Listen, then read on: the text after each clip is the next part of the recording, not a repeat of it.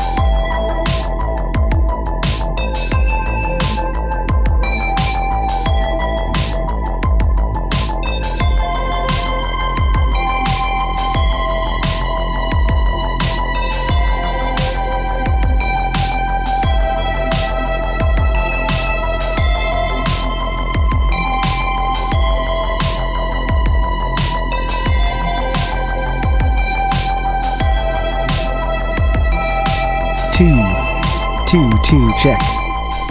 Hello, check. Oh, I'm so annoyed by the gaming experience I just had. I'm so frustrated. I'm trying not to let it get to me. Trying not to let it get to me. You might have heard some video game sounds when you first tuned in. I was a little late. Getting started because I was finishing up a game before. I had a couple quests I had to finish, so I had to do that.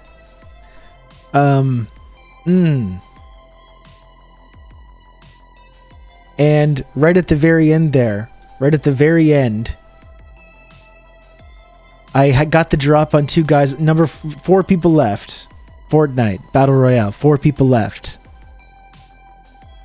I got the drop on 2 people fighting. Took out one of them. The other one I had them. Easy. But I got cocky.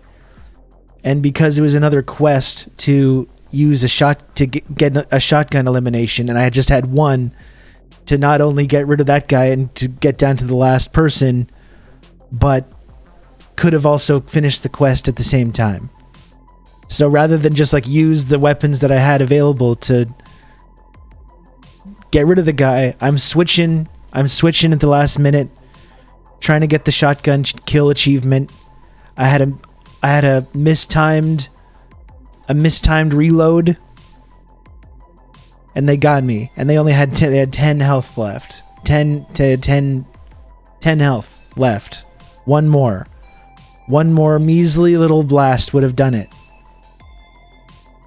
And so they got me. I did not get my shotgun achievement, and finished 3rd, and I would have been, if I had taken that person out, I would have been in great position to pick up a W.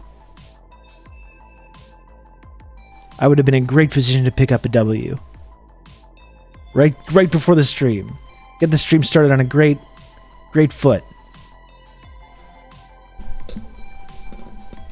Very unfortunate. I'm hot now. I'm coming in hot. I'm steamed. This is as mad as I get about video games. I'm super steamed.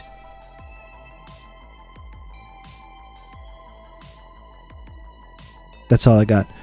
I feel I'm having some weird issues with my camera lately. It seems a bit better.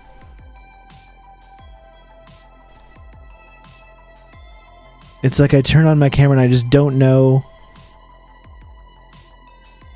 what settings are going to be there. Sometimes I'm able to see myself. Sometimes it's super dark. Is that better?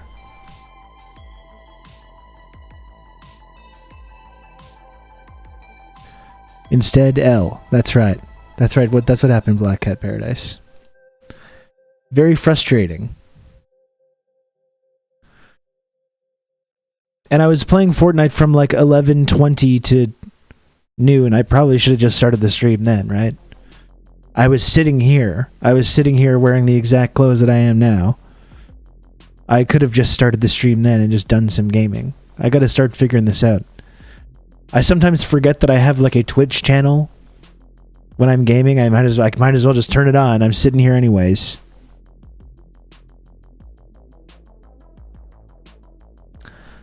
I got my beard trimmed for the first time since growing a beard. Looking nice. This is how non-bald people feel when they get a haircut.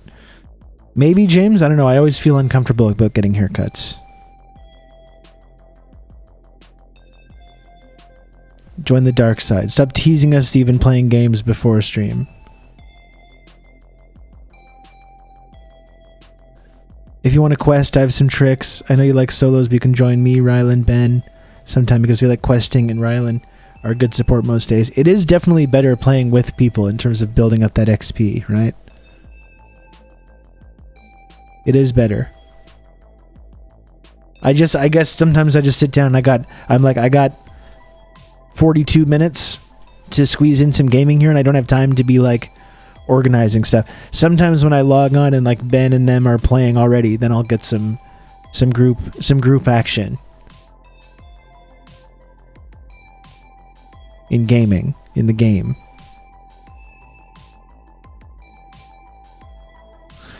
Hey, sorry I bailed on the stream last night. Just because I hate reality TV so much, I later realized the correct thing to do would have been to respect your Canadian culture and sit my ass down and listen to your reality TV. Well, that's the thing. I'm not a huge reality TV fan either, but it was still a pretty entertaining segment, I thought. It was an entertaining segment, I think, to watch reality TV and react to it. It got kind of dark. It got darker than I was expecting.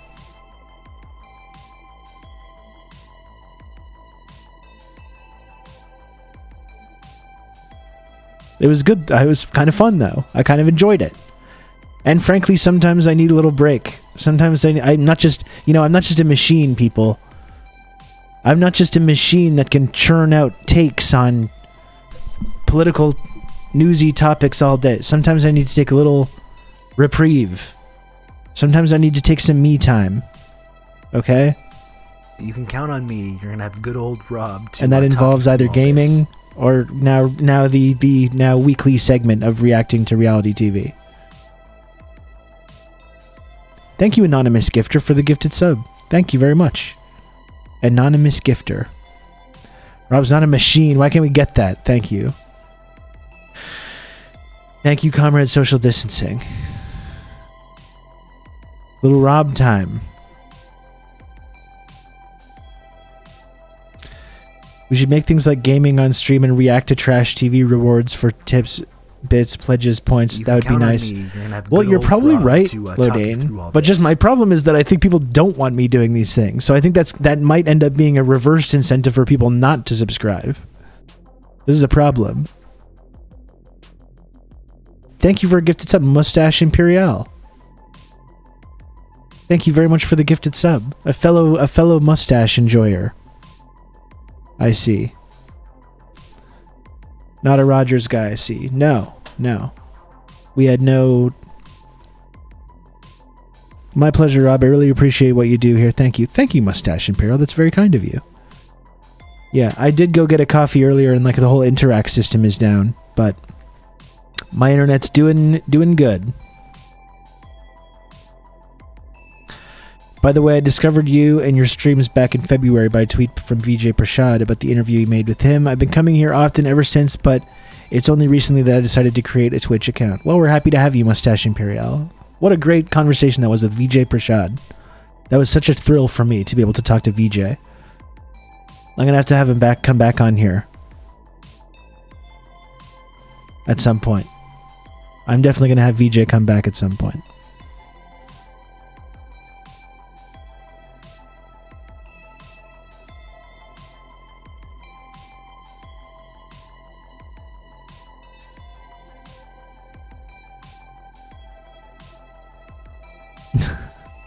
I only took the second half of the one yesterday in the evening, not live. It's unfortunate because the irony of what was happening made the whole thing so much next level. It really was.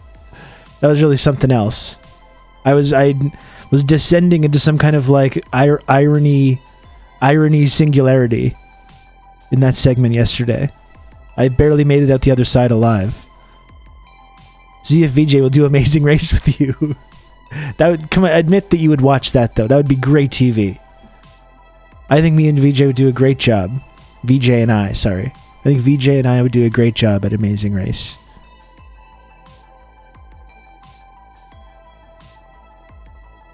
How the fuck is no internet trending in Canada? Did people find internet access so they could tweet they don't have internet? Well, I guess they could be tweeting it from their phones where they have not Rogers. I don't know, James. I don't know how.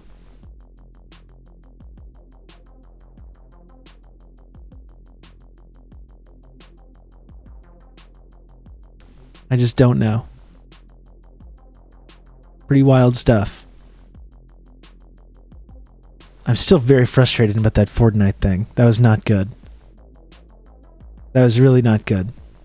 I should have had that guy. I think I would have won. I think I would have won that one if I had just taken care of that one guy, who I got the drop on. Should have been. It was easy, and I blew it. I fucking blew it.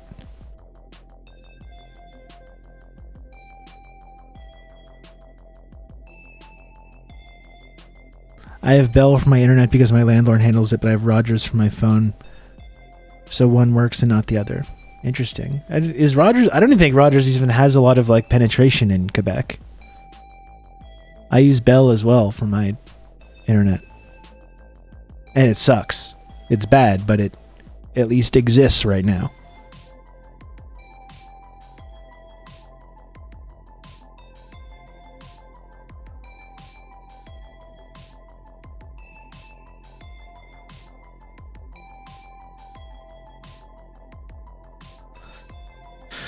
So how's it going, folks? We made it through another week. We're here.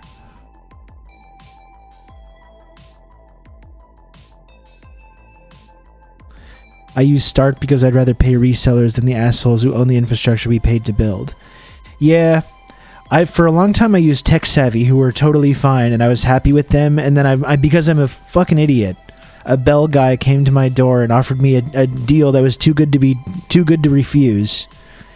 And it was funny because I was talking about my whole like ADHD problem and putting off things like which would be very easily solvable. And it was the exact same thing. I knew when I was dealing with the Bell guy, he's like, yeah, you get 1 whole year of this great thing. And then, of course, it kicks up to the regular price, which is significantly more than what you're paying now. But he was like, at the end of the year, just call and say you're going to cancel. Or he gave me this like trick, like the sales guys, like just call, say you're going to cancel, and they'll extend it. And I was like, I was agreeing with the guy, agreeing to come in and like change my internet provider, knowing 100% full well when I was doing it that I would not be doing any such thing. I will not be calling them and trying to extend the deal. I will instead like end up regretting it when it kicks up in price. And I will not do anything. And I knew when I was doing it that it was a mistake. Like as the words were coming out of my mouth, as I was agreeing to like change my internet provider, I knew full well I would not be extending it. And it's been like 1.5 years or 2 years or something, and I'm just paying the higher price now. I've just been paying the higher price for the last 2 years, rather than just call them up on the phone and be like, try and figure out something better. I probably could have been resolved in, I want to say like 30, worst case scenario, 45 minutes? And it's been like 2 years. I've just been paying so much extra money per month for not very good service. And do I fix it? No, I don't. No, I do not. No, I do not fix it. Why? I don't know. I don't know why I don't. Why didn't I change my car tires until July? I don't know. I don't know why. I don't know why I do that. Call and tell them I signed up for a deal and I think I'm going to look elsewhere, and they'll give you the deal again. Yeah, but the thing is, I know. I know that. I know that I could call them right now and be like, hey, I just got a really good offer from fucking Videotron. I think I'm going to go with them. And they would immediately, I almost said instantly and immediately. Almost. I didn't, but I almost did. That's why I feel comfortable sharing that with you. I know for sure I could do that, and they would give me a good deal, and I just don't do it. Why? Why don't I do it? I'm paying more money just to not have a 30-minute phone call. I'm paying hundreds of dollars, like annually, hundreds of extra dollars to save myself the trouble of having doing a 30-minute phone call. Why do I do this? Why do I do this to myself? Lodane? Chat? What is wrong with me? Why am I like this? It works until you get that one customer service rep who doesn't give a shit and cancels the service. Yeah, that's true. I mean, usually they kick you over to like a cancellation person, though, whose whole job it is to not do it, to not let you leave. I said once you get there, you don't do it because calling call centers is literally painful. It really is. Rob tires of the silly games of capitalism where you have to constantly haggle like an asshole to not get fucked constantly. Come on. Why can't we nationalize one of these companies, by the way, these telecom companies? Like we were just saying, we paid for all the infrastructure. Why do we pay for infrastructure and then let these goddamn telecom conglomerates earn billions of dollars of profits from the stuff that we paid for? Why does that make sense? None of this makes sense. It could be worse. I didn't file taxes for like 6 years and I owed money for a few years. I had the same issue as well in my 20s, James. I had the same thing. Parking tickets, taxes, telecom stuff. I just put it off and put it off and put it off and don't do it. And you pay more because you didn't take the time to deal with it.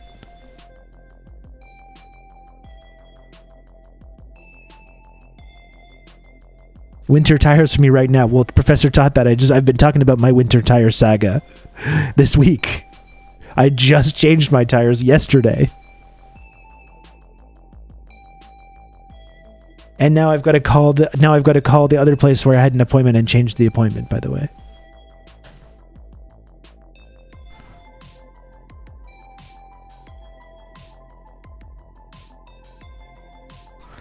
Working at call centers actually broke me. It's one of the worst jobs, but they give you half decent pay benefits for an office job that you need no qualifications to get, but the turnover is big. Call centers are evil. Yeah, I mean, Lodan, it's like, I've worked at many call centers. For a lot of like English people in Montreal, that's like the go-to, especially when you first move here. I've worked at a number of call centers.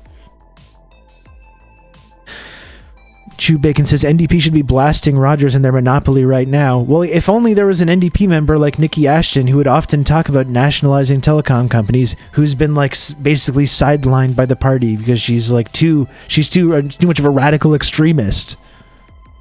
I absolutely agree that Nikki Ashton or whoever else should be out there right now every single day calling for us to nationalize Rogers or nationalize the telecom companies.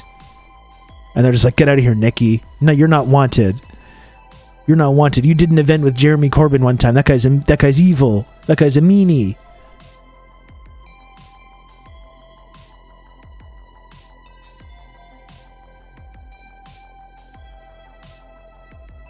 Jeez.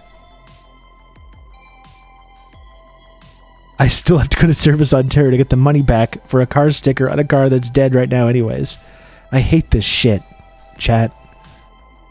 I absolutely hate this shit. My goodness. Why do we do this to ourselves? Why is our economic system like this? To say nothing of the bureaucracy that's in place for anyone that wants to access like benefits, disability payments, like forget about that, welfare, employment insurance. In America, like the whole insurance system as well, is just designed to like make you quit. It's designed to just make you fucking give up. The whole thing. You're a normal human person. The system is designed to be a problem in your way. Privatization is fine, but socialization is where the special sauce is made. I work for an insurance company and the bureaucracy still drives me crazy. Yeah.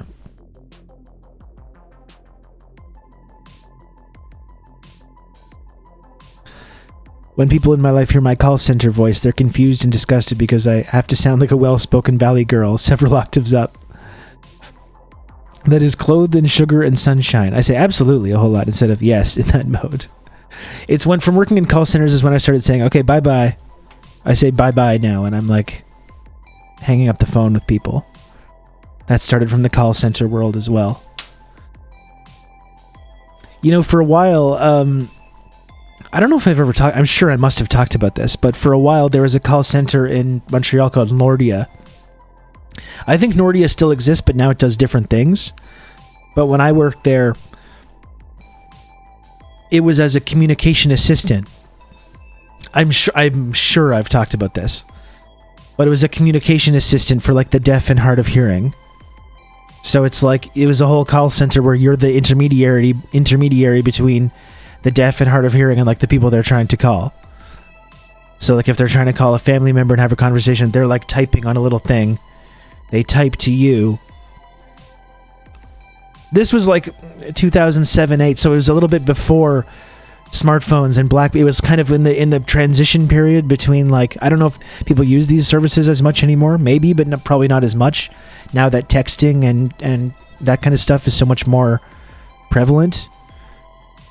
But a lot of people this is the time when sidekicks were the big thing. So a lot of like deaf and hard of hearing people had sidekicks. So they would text to me. I would get their message. You call someone. You call like if they're trying to like cancel their cable service or their credit card, or they're trying to call a family member. Just do whatever. They text to you. You speak to the person. They say back, and you type what they say back, and you go back and forth, and it was a communication assistant was the name of the job.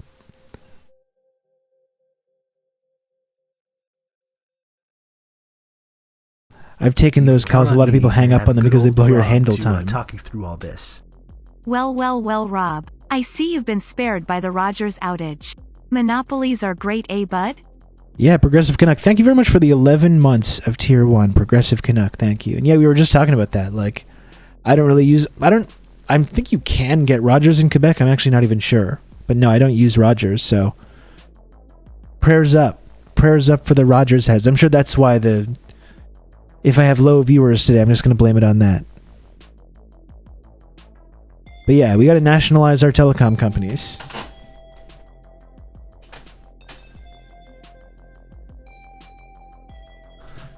Move that over there. What do you think about that? Is that better? Is that lighting better?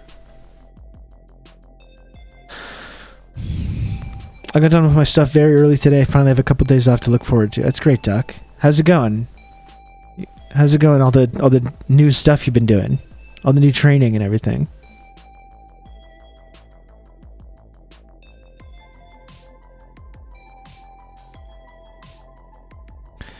C'est prononcé le Roger en Québec. Désolé.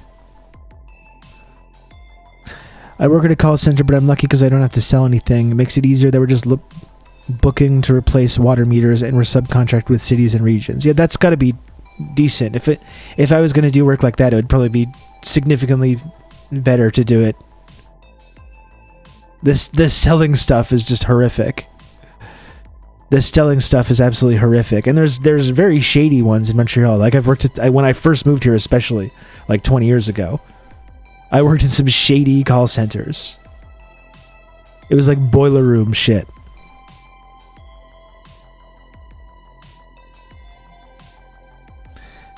As for the deaf services, I've dealt with, I think, 2 people in the last year who used that service. Yeah, I guess for calling, like, for doing those kind of calls, talking to your cable company or talking to whoever, that's probably still widely used for that.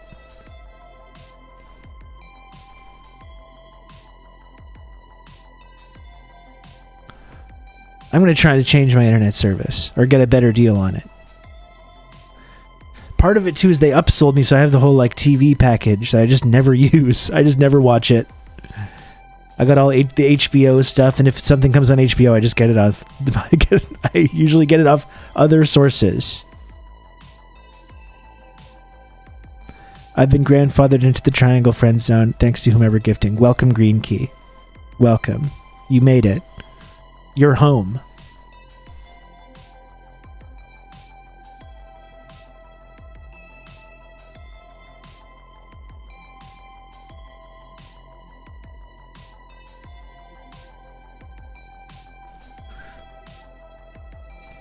Hello, Sinaticus. What is up?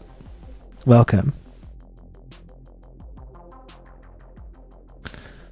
I too use other sources for my film and series needs.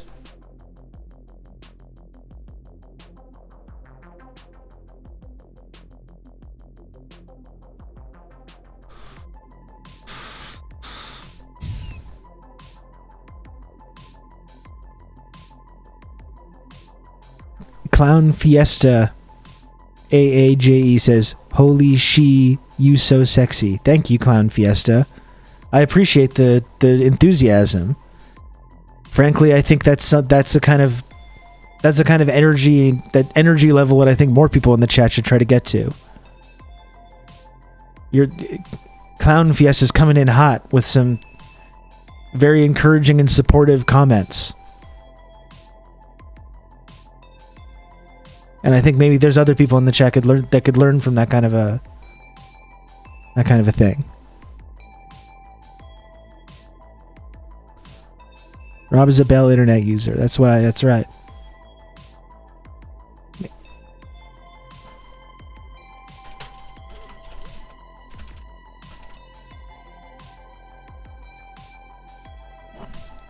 I'm going to change my title to see if I can get in some... I'm going to change my title of the stream to Get In Here, Canadian Internet Refugees.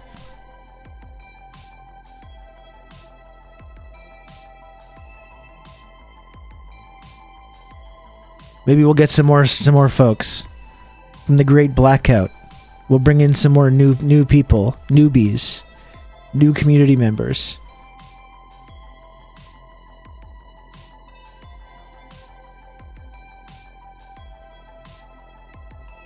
Been running on internet monopoly seed fuel all day. Hell yeah, chew bacon. That's what we were saying. It's like someone like we were just mentioning a few minutes ago. The NDP and Nikki Ashton and the NDP has talked a lot about nationalizing telecom companies, or at least having a state telecom company to compete with these like shitty private ones that have monopolies all over our internet. But of course, because she's such a radical extremist, she gets sidelined by the NDP. What's happening in Canada? Well, because in Canada we have a telecom monopoly, Ben. Thanks for joining us, by the way. Ben. Because we have this like telecom monopoly of 3 companies that, even though the infrastructure is all publicly subsidized, of course, we've got 3 private companies that are allowed to profit off that, essentially, of the whole fucking country. And right now, one of them is just down across the entire country. So like one third of Canadian internet users are just not able to use the internet at the moment.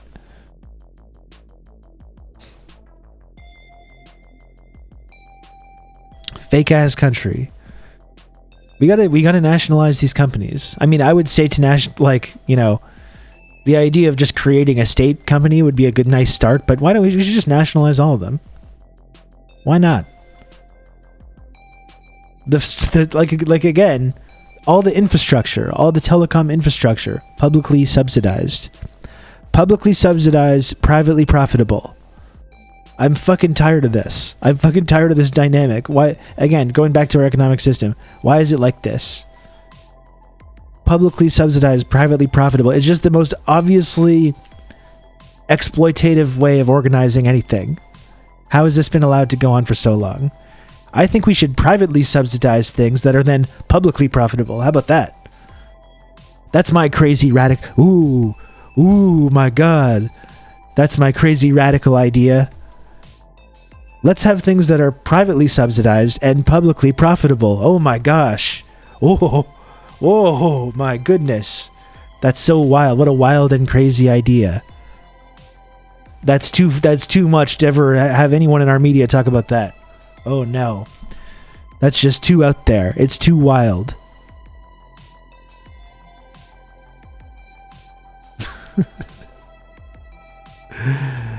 It's too wild to ever suggest that. It's almost like I'm against the free market sometimes. That's very tanky. It's very tanky to suggest that instead of things being publicly subsidized and privately profitable, why don't we just flip that? Why don't you just flip that so it's privately subsidized and then publicly profitable? Wouldn't that be a little bit more fair and equitable? And when people in our society hear you say that, they look at you like the body snatchers.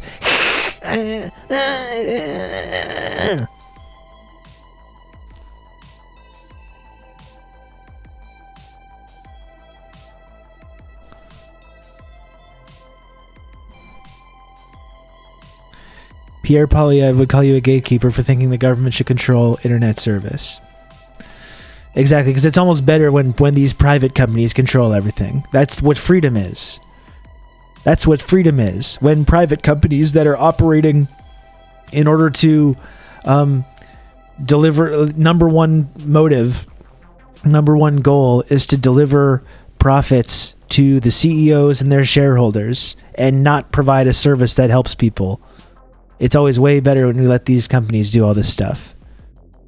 Handle these public goods like the telecom industry.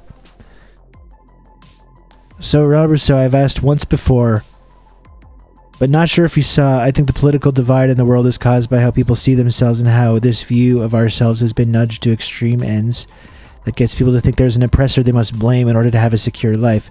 Not sure how you feel about a talk on stream about how politics is largely a smokescreen.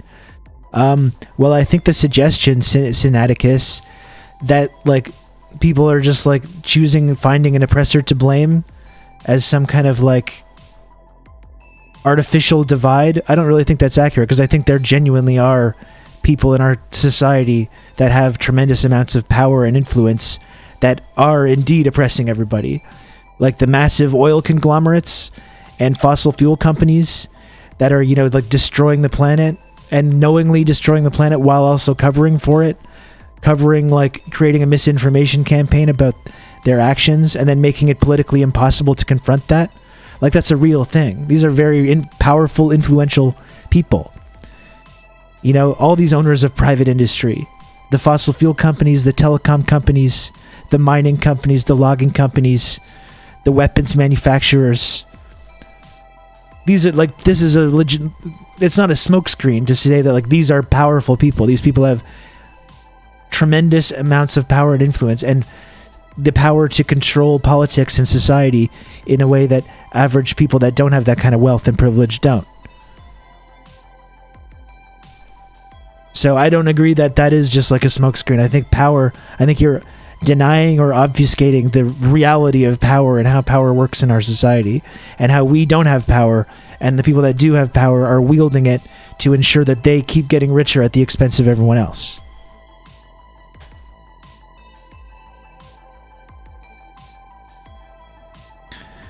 Freedom is when your privately owned internet goes down nationwide and places a chokehold on the economy. That's right.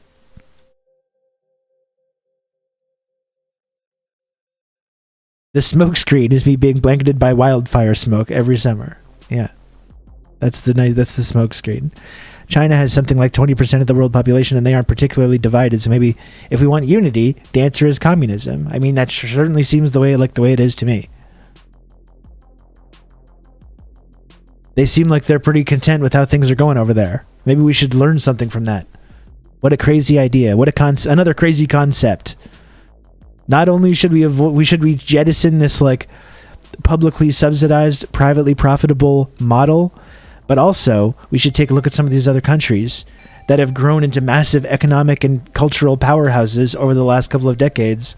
And rather than getting mad and wagging our finger and throwing rocks at them, maybe we should say, this seems kind of interesting. What can we learn as a society from these accomplishments, these amazing achievements? Another crazy, wild, tanky concept. Oh my gosh, this is just outrageous. Some of these outrageous, radical ideas we're talking about today. My goodness, this is getting off on a crazy... I'm going to get the thought police are going to come and arrest me for these crazy ideas.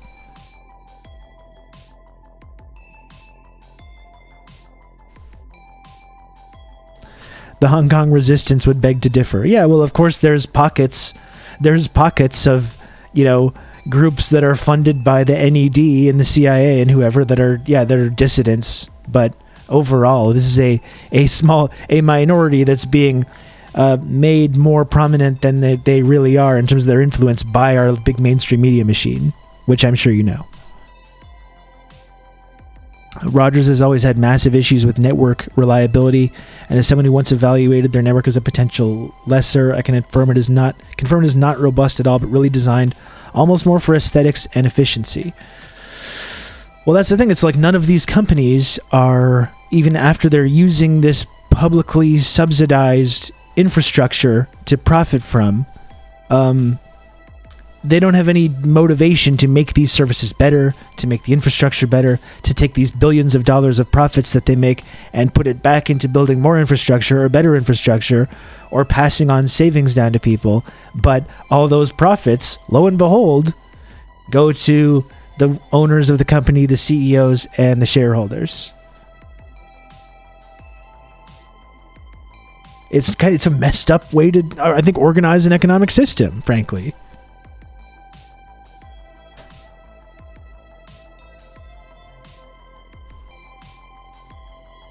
Okay, Sinaticus says, I understand what you're saying, and there is some truth to it, no doubt.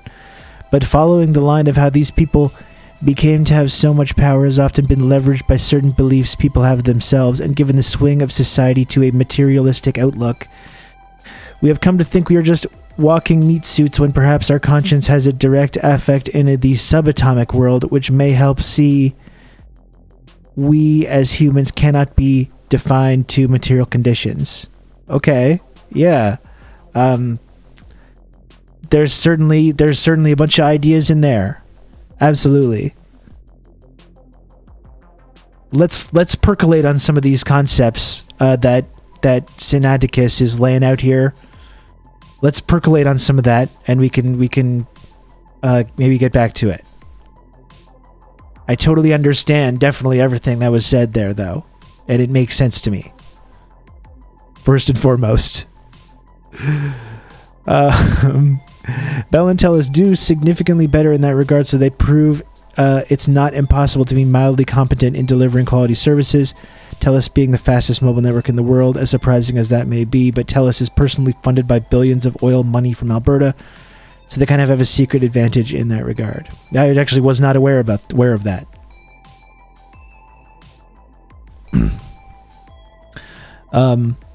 But yeah, regardless of whatever difference there is in these private companies, it would still be better for everyone if these companies were not in private hands and the profit motive was just removed entirely from this whole process.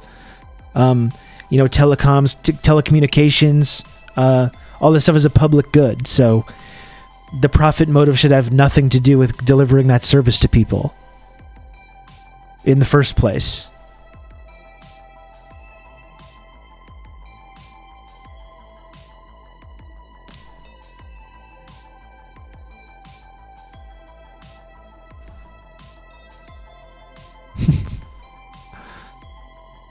Oh boy.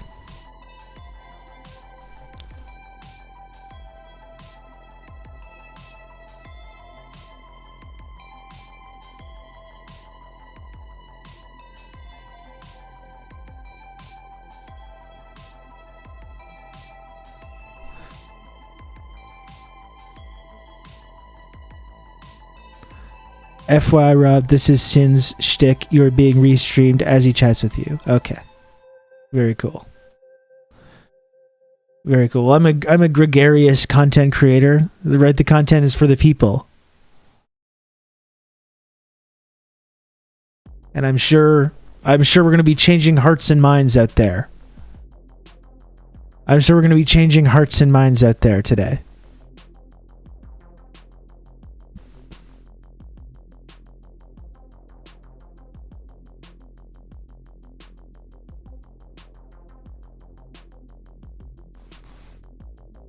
Amazing that a system designed to be robust enough to withstand a nuclear attack just knocks out like a quarter of a country's service if a company doesn't keep up with capital improvements. Yeah, and maybe these things could be mandated somehow. Maybe perhaps the state could mandate that these private companies, while they're getting such a fucking great deal of being able to earn all these massive profits off this public infrastructure, maybe they could be compelled somehow to, if we can't nationalize them, perhaps it could compel them to actually ensure that the infrastructure is up to this certain standard and this kind of thing doesn't happen. But alas, that's not happening as well. That is not happening either.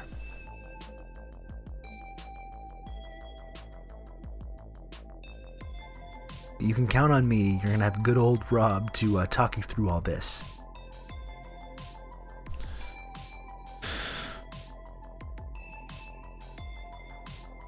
Thank you, Kijiji Genie.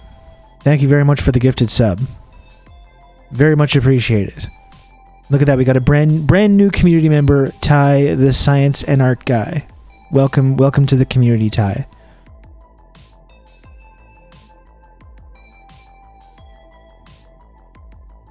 I can agree that the profit motive causes grotesque outcomes when it comes to things that should be public, but is the profit motive universally bad?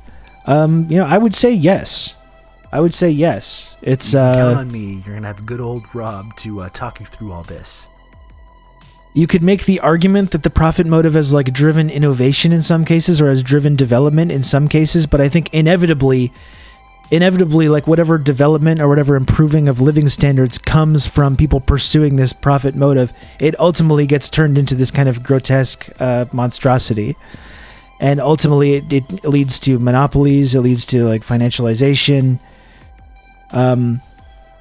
Inevitably, I think whatever it's going to steer away from like delivering a public good, a good to people, whether it's like, you know, telecommunications. You can count on me. You're gonna have good old or whatever Rob to talk. It's going to steer away from delivering an actual good to people, and it's going to prioritize profits for the owners of the companies, especially when they get to these bigger levels, the owners of the companies and the shareholders, more than it's going to prioritize the people that need these services. I mean, just time and time again. I think and by the way, thank you, Comrade Social Distancing, for 2 gifted subs. I really appreciate that, Comrade Social Distancing. And thank you also, Doc Hollywood, for the gifted sub. Thank you, Doc.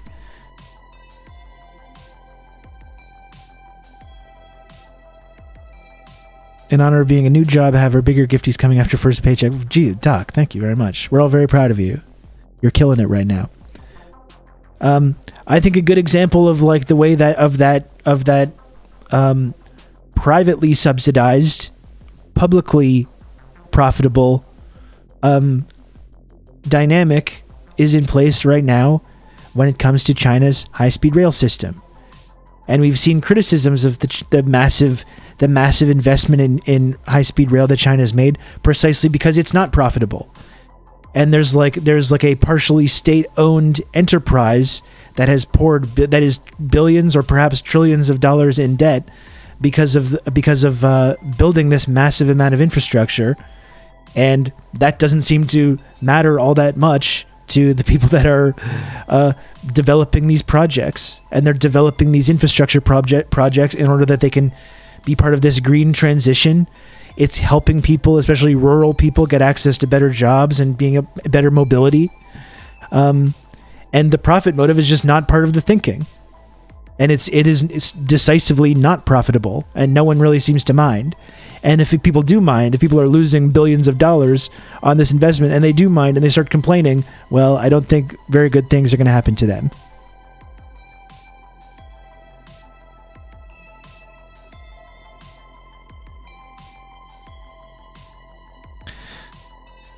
If you profit off of that, it means you tricked the person you're selling to into paying more than it's really worth. Otherwise, it was just a fair exchange and you created value with your skills.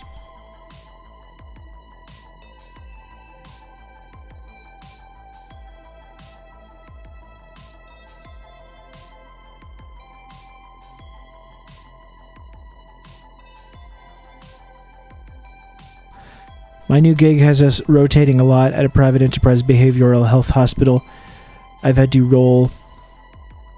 roll my eyes daily at the profit motive, aiming at discharging mentally ill patients based on when their insurance run out. I mean, yeah, it's like, again, you can point to examples of ways that the profit motive in the past has driven innovation or driven development, but it seems like that seems to be the nature of our capitalist system, though, is that once this development process passes on, then it just moves. It like sucks all the resources and all the labor, and it just sucks everything dry. Where this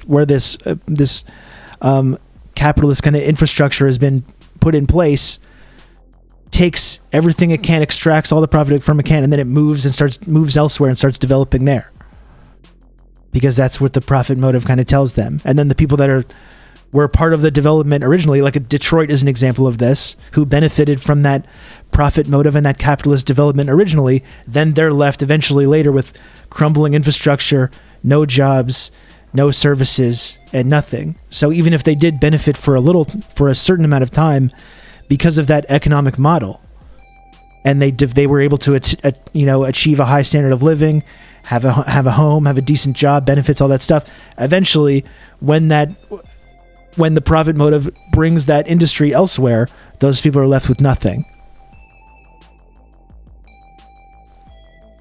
And that's when these like horrible shock economic reforms are put in place, and all the services are privatized, and these private companies move in to profit off of all of the misery.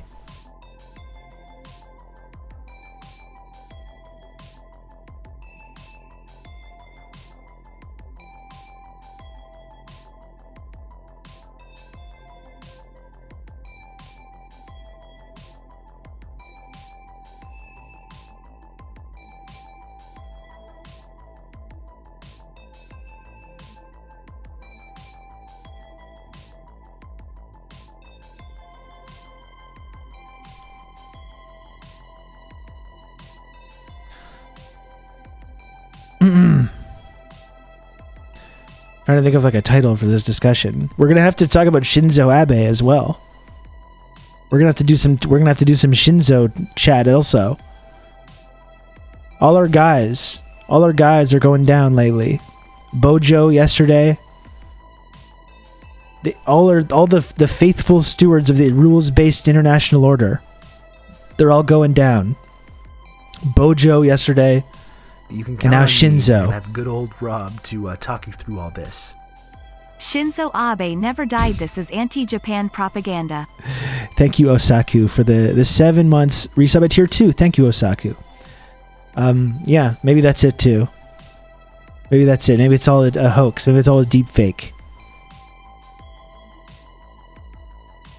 Yeah, they're taking out the G7 one by one. It is being reported that a second Shinzo Abe has hit the North Tower.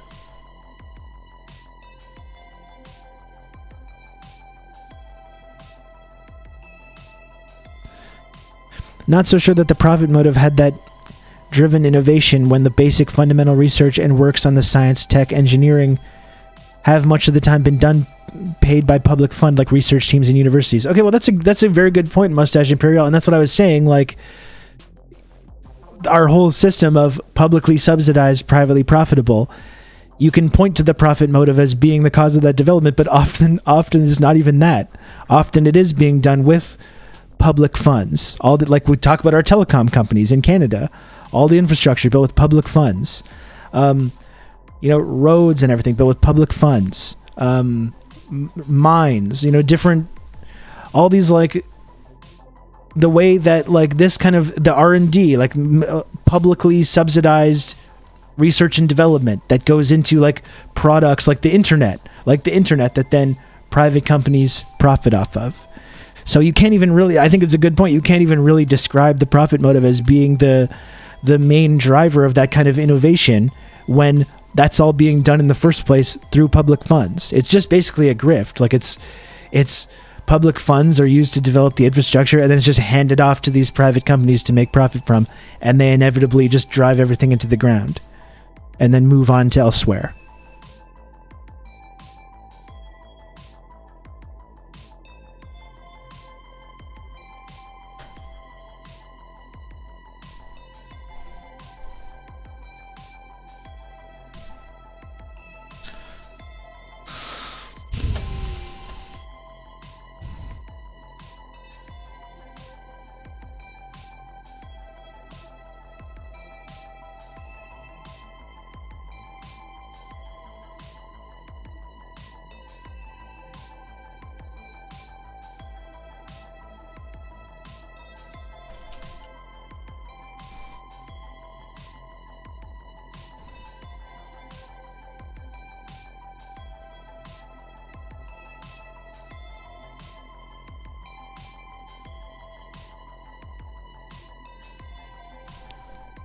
I ran to Starbucks as soon as I could so I didn't miss the stream. Thank you, my homie Tutaro. Again, we're seeing all kinds of high energy, high dedication from certain chatters today. But I think others need to follow this example. Hey Dakadoon, my internet's doing fine. I'm doing fine.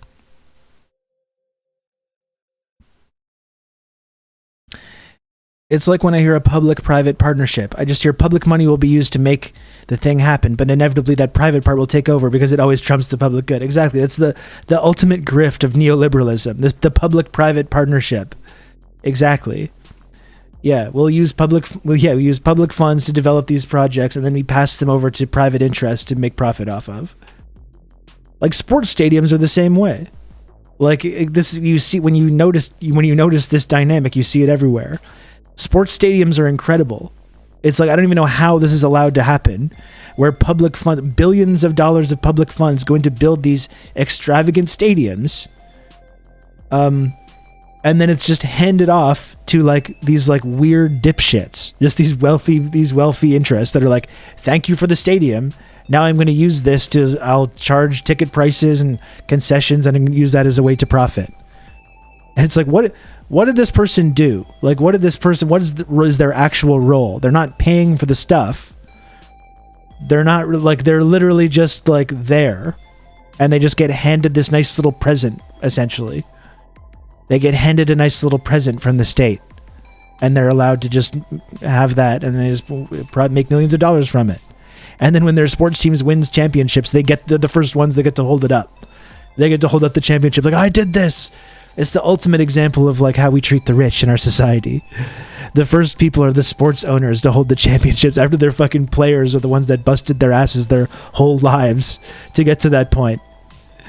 And earned like no matter how well sports athletes are paid, earn a tiny fraction of what the owners earn. And then they get the award. They're like, I did this. It's like, well, you didn't actually do anything, sir. You did not do anything.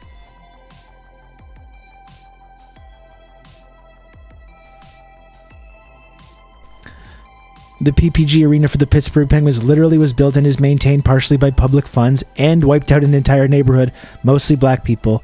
They were moved further from the city. Exactly, yeah.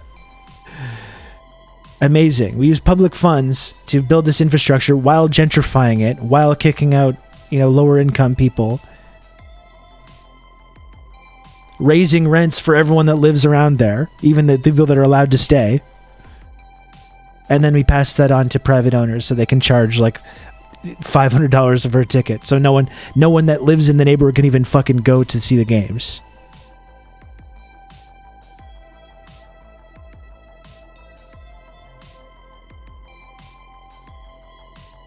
Somebody said that extreme adulation for sports and celebrities is soft fascism, and they got roasted on Twitter, but it's pretty true. Well, this is the thing. I don't really think. I don't think liking sports is soft fascism. Like, again, sport can be an incredible way to bring people together, to bring communities together. I think it's like, and sports athletes deserve to be paid lots of money, considering there's such a, if you're an athlete in like the NBA, for example, you're one of like a few hundred people in the world that can compete at a certain level, which then generates billions of dollars for everyone else.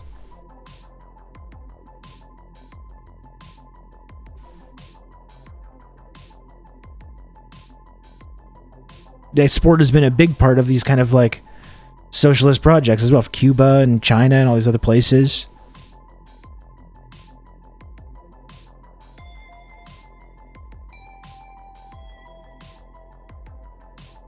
Yeah, and so there's probably something there, like liking sports and extreme adulation are pretty different. I won't deny definitely that like there's, in terms of like certain kind of sports fandoms, it's definitely kind of turned in that direction for sure. Like football fandoms or whatever. When you dig really into that, or even in like football in Eastern Europe and stuff, there's all kinds of like fascist elements to these fandoms that get put in place.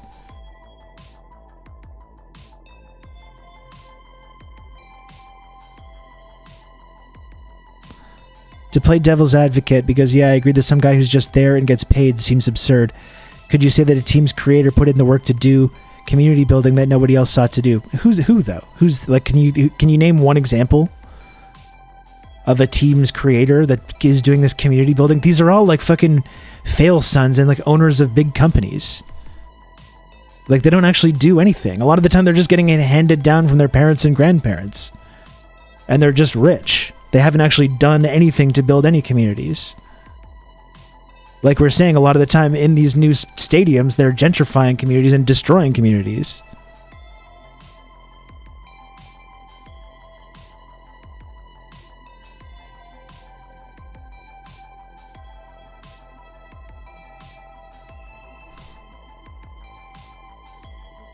Part of that is fascists using popular pastimes to recruit. Sports are good, and golf is not a sport. I think that's a good take, Admiral Praxis.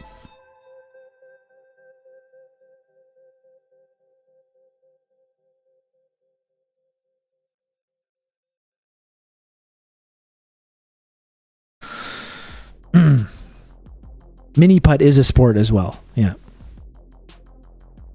Mini putt also is a sport. Golf, no. Mini putt, yes.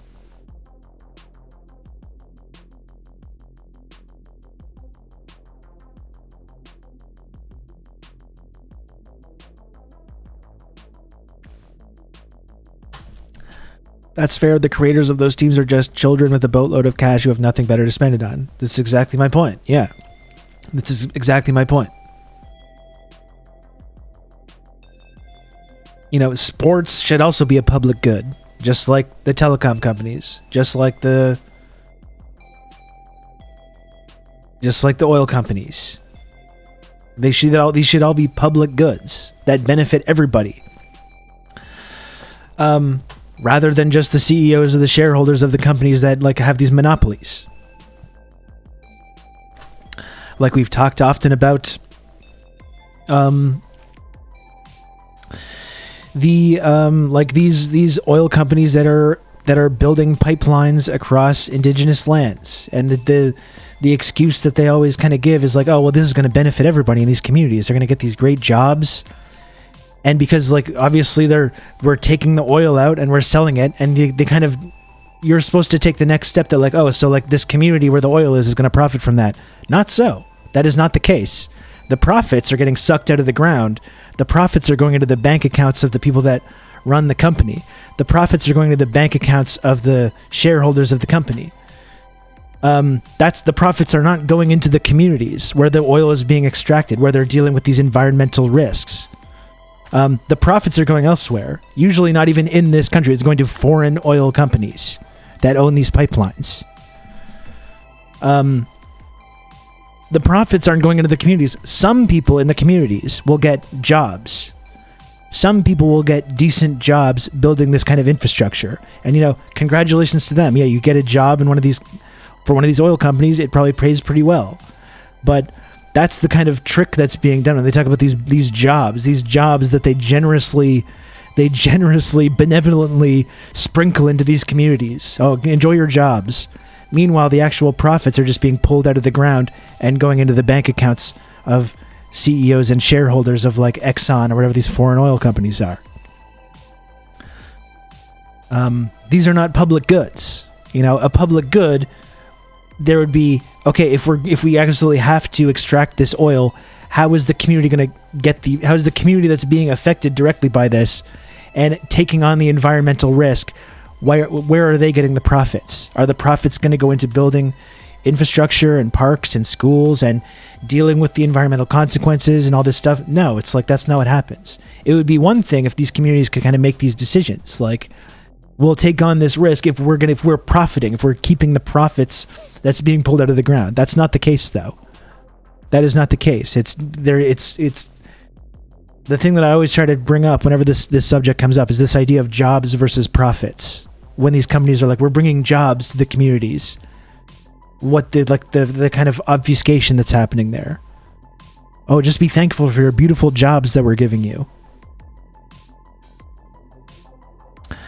Thoughts on my Packers being the publicly owned sports team in the U.S.? Well, I think all sports teams should be publicly owned like that. Like this, the idea of sports owners is just fucking preposterous. It's ridiculous. The sports owners should not exist. All of these stadiums should be publicly owned and publicly profitable. And it should be cheaper and accessible for people like working class people to be able to go to the games in their communities.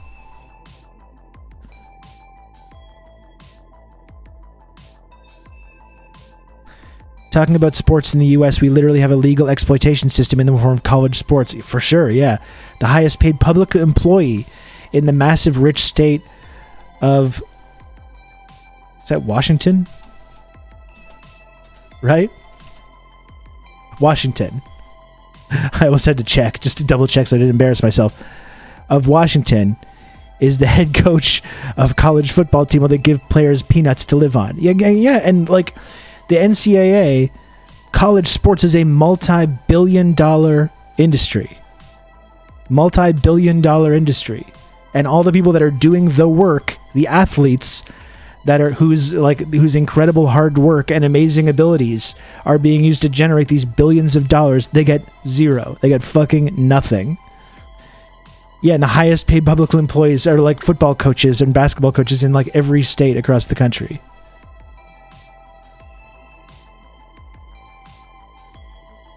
It's so ridiculous. And I would say the vast majority of college athletes do not go on to play professionally. Like, that's the whole thing. It's like, well, they go on to be professional and then become multimillionaires. So it's like, it's not a big deal. What about like senior? Like if you're some senior year varsity athlete and you tear your ACL, guess what? You're fucked. You're fucked. You're not going to play professionally, and you have nothing now. Or for the most people that just like play college sports and just move on, just like going on with their lives after, and they get zero cut of the billions of dollars that they help to generate.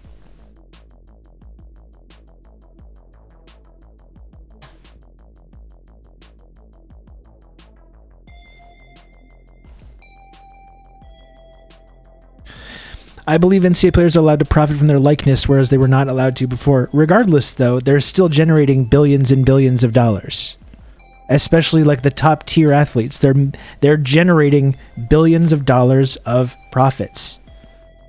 And they don't get any of it. Maybe they get, okay, great that they get paid for their likenesses to appear in like advertisements and video games and stuff. That's not like a victory, though. That's the fact that they were not getting paid previously is like a fucking outrage.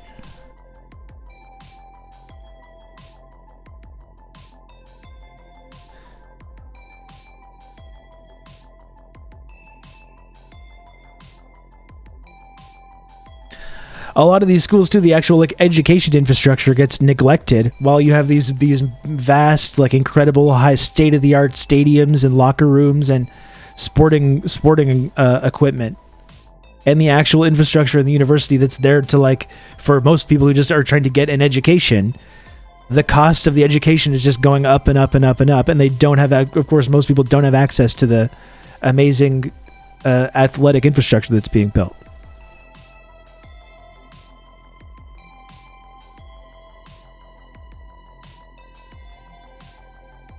When I was at a huge state uni in Texas, the film school had wooden tripods. Athletes got new shoes every week and cars.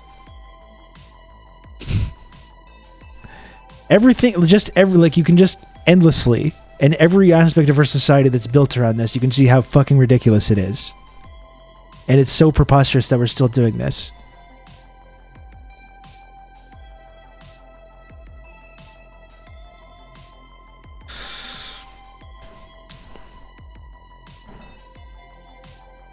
And again, like going back to talking about telecoms and like the whole problem with telecom companies in Canada today, what's happening right now, and it's still controversial somehow to call to like nationalize our telecom companies. Yeah, the university is just a business, same as a hospital, and it is a complete perversion of their intent, because we've just abandoned any idea of having public goods when it comes to healthcare, when it comes to education, when it comes to telecoms, when it comes to energy. When it comes to transit, the idea of a public good has just been whatever that might have existed in our society in the past. Any trace of that has just been wiped out.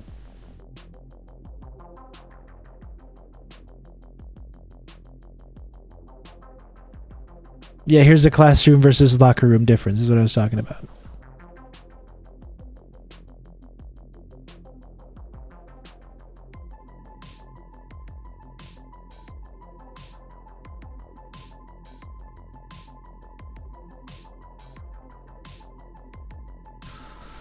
It's preposterous.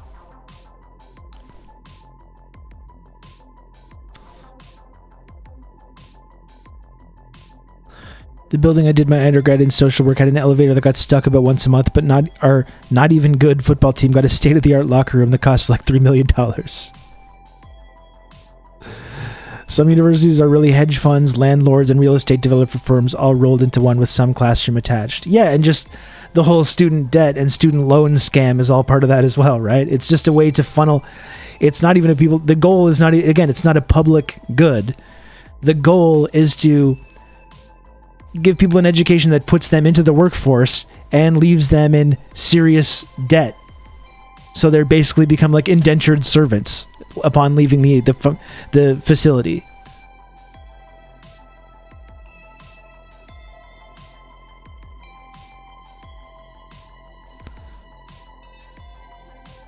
I have a friend who works in uni fundraising and I love her, but I really want to tell her job just shouldn't exist. Yeah.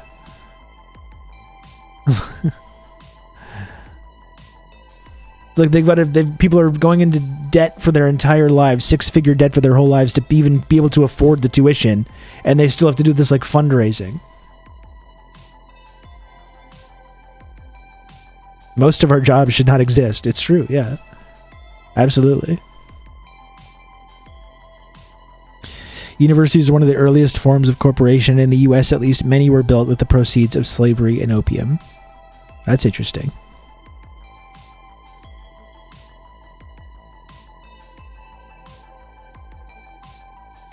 And again, we look at Cuba, right?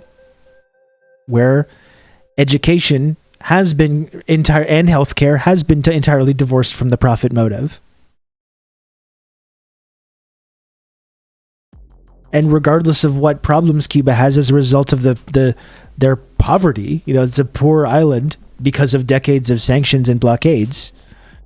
But regardless of that, they're still able to give people a world like a extremely high standard education. People are still able to get health care, even if there's problems because of the blockades.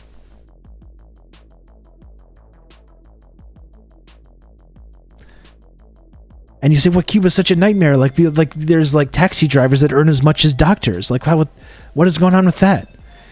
And the response is, people don't become doctors in Cuba in order to make money.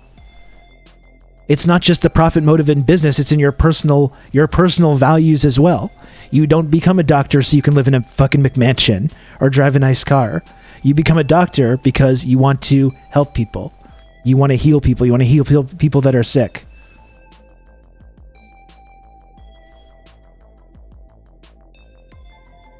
Right? The profit motive just infests everything.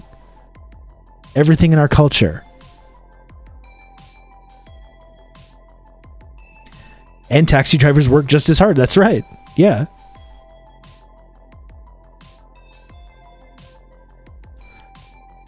And when education is free, it's like there's no expectation that you would make more money, right? Because it's like, it's not like you had to pay to get all this like special training that you're now justified to get a higher salary because of what you had to put in to get this kind of specialized training.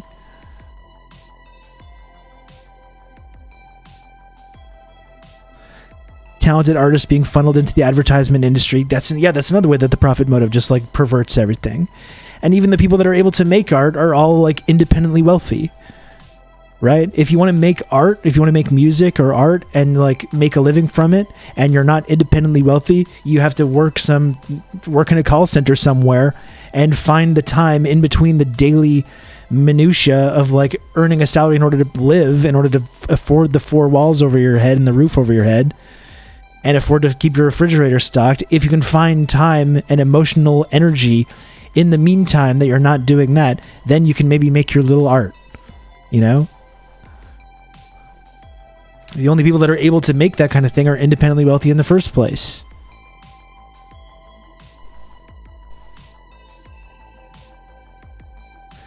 I got the dengue fever in Nicaragua in 1884. Vampire comrade social distancing in 1994. And it was a doctor sent from Cuba that saved me, and we cannot overstate how cool it is what Cuba has done. It keeps doing in that regard. Yeah. But then we could, it's very sinister. Cuba's being so sinister. It's a form of Cuban imperialism, you see, sending these doctors everywhere, healing people in these regions filled with desperate people. It's very sinister how they do this. It's the same way China is building this infrastructure. At what cost? Oh yeah, they might be helping people. They might be building roads and bridges and ports and stuff like this that benefits people. But why, though? It's to trick them. It's to trick people into liking them. How devious. It's so devious. They trick people into liking them by building infrastructure. The Cuba tricks people into liking them by sending doctors to help them. Help poor people that can't afford to afford health care.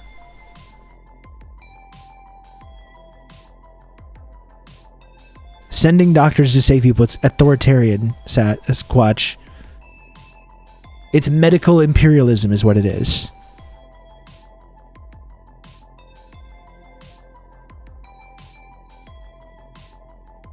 Victims of Communism Fund literally bragged about getting doctors kicked out of, I think it was Honduras. The doctors were getting prosthetics for disabled folks. Yeah.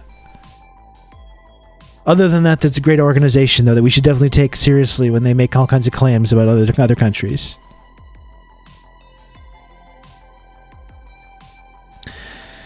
Cuba's now at its 5th updated version of their own COVID vaccine that's 99% efficient, they say.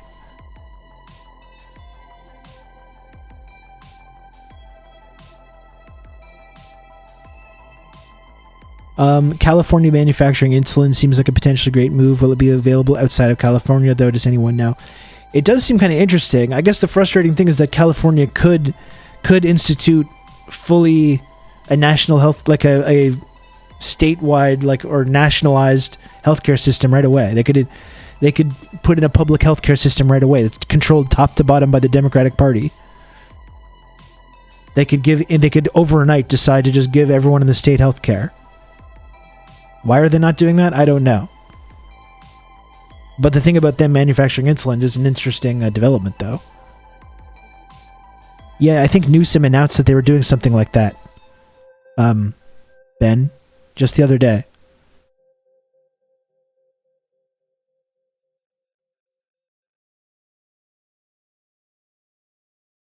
I'm going to take credit for that. Good idea. Good idea. Hey, Red Scary, what's up? Talking about the profit motive. We're talking about the profit motive. As we've got in Canada, we've got our private telecom monopolies fucking up and getting people, like 1/3 of the country is not able to get on the internet right now. The whole country's at a standstill because of this. We were talking about the profit motive in sports. We're talking about the profit motive in education and healthcare and all this stuff. But Pelosi and Feinstein believe that would hurt the party or some dumb shit, probably. Feinstein doesn't even know where she is right now. That's the ultimate slap in the face. It's always weird how these public officials like Feinstein and Pelosi or whoever else become these multi-millionaires many times over. Talk about the profit motive. Probably being a profit, you probably shouldn't be pursuing the profit motive as a elected official either. I think generally, if you're an elected official and you have a multi-$100 million fortune, I think probably that's an example that there's maybe some kind of corruption going on. Diana, forgetful queen. Oh, cool. The water guy at my job just said it's not cost effective for us to try and prevent leaks in our system. I love the profit motive. I knew you'd be excited to talk about this, Red Scary.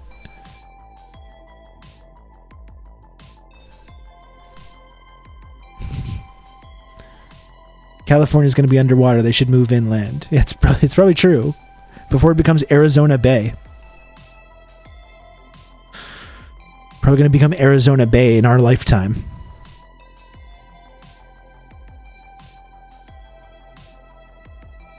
When I was living in Canada, calling another province would be a long-distance call, and it was not included with my mobile plan. It was like the 1970s. Not sure how it is now. It would probably still be long-distance, depending on what your plan is.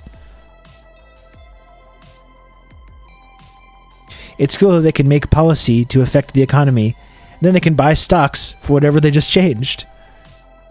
It doesn't seem fair to me, that doesn't seem to be like a fair economic system, I don't think.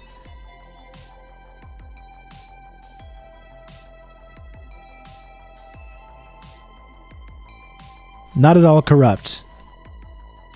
And remember, folks, when you go after corruption, when you put private or public people, like public interest, in prison or persecute them for corruption, that's authoritarian. That's tanky. It's tanky to do that. It's tanky to punish people for corruption.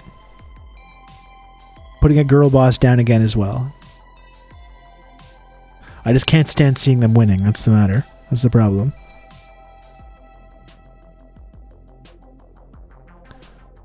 Remember when Kelly Loeffler left a briefing on COVID-19 and then immediately bought stock in body bags? God damn. Come on. Come on now.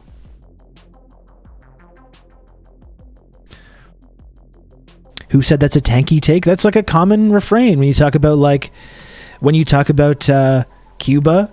You know, what do people say about Cuba? They say, well, they killed people. How can you wear that Che Guevara shirt? How can you idolize Fidel? They killed people. And it's like, well, who though? Who did they kill? And then you kind of get into that, and it's like they were all people that were like public officials, like police chiefs and landowners that were like killing people at the behest of the Batista regime. You know, when China goes after people for corruption, people in the private sphere, or public officials. There's public officials in China that often that get either recalled from their posts or sent to prison for corruption. And we say that in the West, we say, look at, they're persecuting people for corruption. That's so authoritarian. It's so tanky. Stalin shot my grandfather, sir. Fidel didn't kill anyone. Well, I think people were killed during the revolution when they were storming barracks and stuff. And I guess Fidel was the boss, so anyone that did die in Cuba, even people that just like fucking stubbed their toe and fell over, get lumped under Fidel. And I'm here to tell you right now, we don't care. That's right. They stole my grandma's egg factory, an egg monopoly across the whole country, and they took it away. These tankies took it away. I'm pretty sure Fidel personally killed people out in the woods with a rifle for a couple of years. That's what I mean. They were like storming barracks and like, and it was in a war. Yeah. Yeah, I guess it all flows up to Fidel. He's controlling all Cubans. That's right. That's right. That's what happens in these communist countries. Whether it's Fidel, whether it's Stalin, whether it's President Xi, if anything bad happens in the country, it's that person is like pressing a little red button that's going like famine button, and they're going and just spamming it.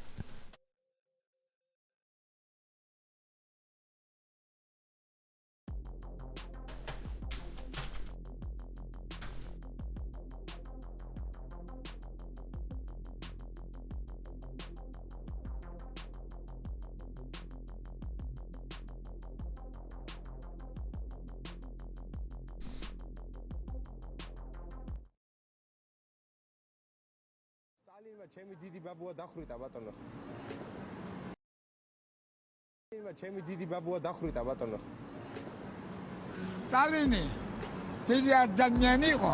ხო. უბრალოდ არ დახოცამდა. შენ ბაბუას. ნო. ისი იქნებოდა, ხო?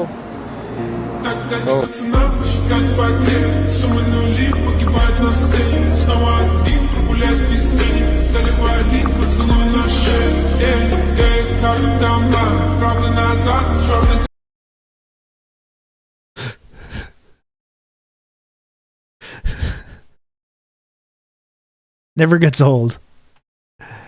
Never gets old.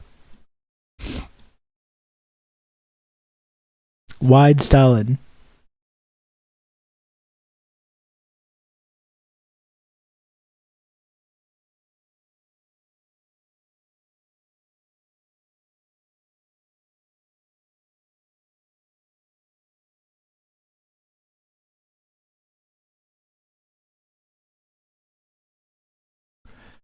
And this is a good point about Mao as well, Benjamin, because I don't think anyone would deny that like bad things happen, that, you know, Mao made mistakes. Like we said the other day, when in the post-Mao period, that's what Deng Xiaoping kind of said. They're like, we're not gonna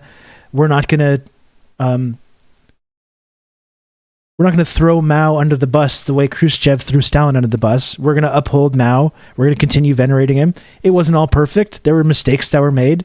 It was 70% good, around 30% bad, which is still a pretty good batting average. But this is the whole thing about, 45 million. 45 million in 4 years, the great leap forward. And then you look at the population just going up the entire time. It's kind of hard to kill 45 million people while this is going on at the same time. Not that there wasn't famines, or not that there weren't issues. Of course there were. People did die, absolutely.